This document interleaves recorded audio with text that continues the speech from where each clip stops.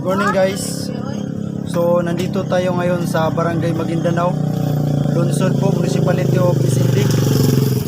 So shoutout ko pala yung kapatid ko dyan sa Maynila, si Jinilin Placido Octao.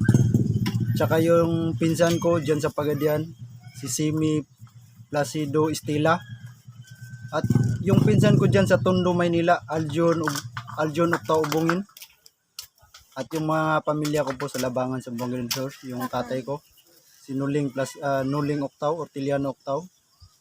So nandito tayo ngayon para ipaalam ko po sa inyo. Isa po itong halaman. Ito po.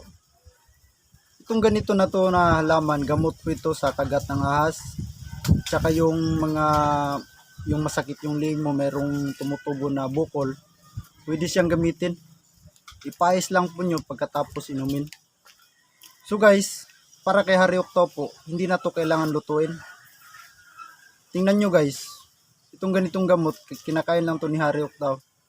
So shoutout nga pala sa pinsan ko dyan sa Pisiris, sa San Diego Company. Si Aaron Gumilid, at saka si Iljon Gumilid, Damas Gumilid. Yung match ko po, si Jocelyn Gumilid, at saka yung pare ko si Cristoto. So guys, tingnan nyo kung what's and learn lang po. Ipakita po ni Hari kung paano to kakainin. Easy lang po to para sa kanya. So what's and learn.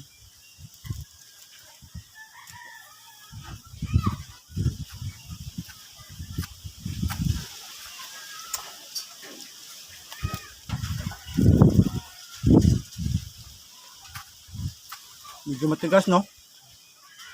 Wow! Sarap!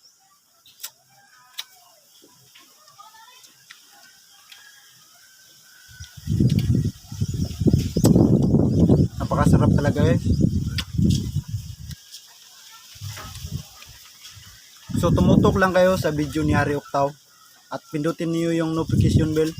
I-subscribe niyo ako sa YouTube channel para updated kayo sa mga bago kong video. Si Hari Octao pala po para sa eksperto. Wala na po. Thank you.